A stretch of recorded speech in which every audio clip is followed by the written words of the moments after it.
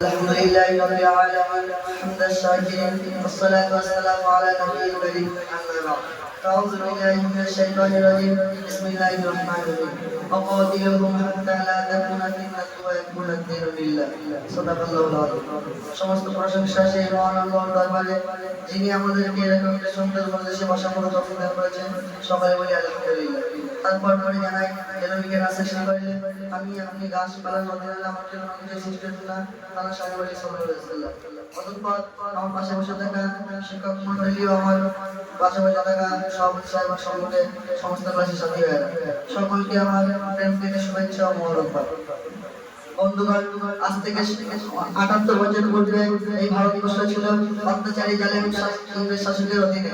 তারা east India company issue করে ব্যবসার অনুমতি নিয়ে এই ভারতবর্ষে প্রবেশ করেছিল, কিন্তু তাদের উদ্দেশ্য ছিল ব্যবসা করা নয়। তাদের উদ্দেশ্য ছিল এই ভারতবর্ষের ধন দৌলত টাকা পয়সা শোষণ করে নিজের দেশে নিয়ে যাওয়া।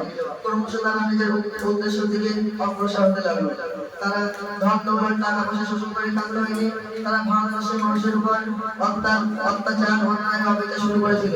তারা প্রতি দারিদ্র আইনা বসাতো আর নির্যাস করতে বাধ্য করতো।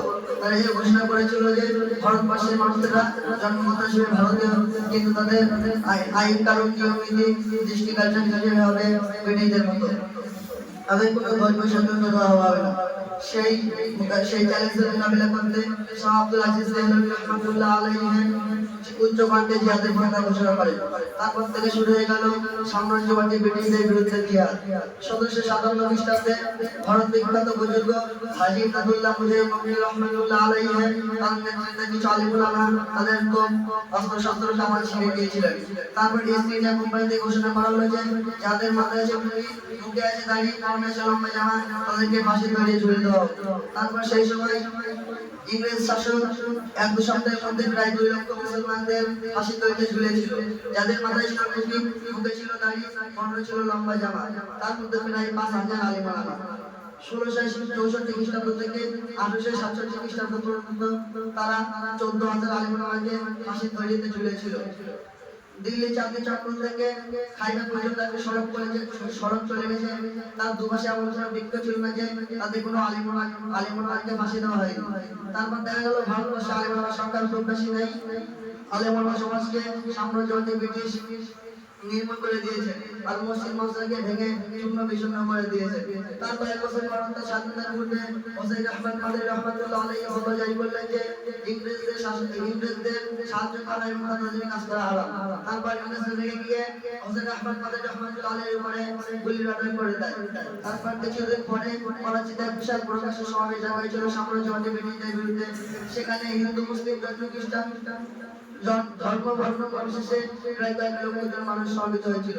প্রত্যেক মানুষ জানতেন যেখানে হোসেন আহমদ কাদের রহমাতুল্লাহ আলাইহি আসবেন না, কেননা তার মধ্যে গুলি রটন করা হয়েছে। কিন্তু সামনে শুরু হওয়ার কিছু পূর্বে দেখা গেল হোসেন আহমদ কাদের রহমাতুল্লাহ আলাইহি নিজের জানে পড়ানো না করে হাতে কাপড় নিয়ে কবিতা পড়তে চেষ্টা করলেন এবং তিনি ইংরেজদের বিরুদ্ধে বক্তব্য শুরু করলেন।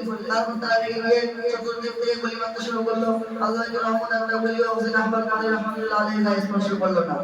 তারপর ইংরেজ শাসক থেকে হতভম্ব হয়ে গেলেন।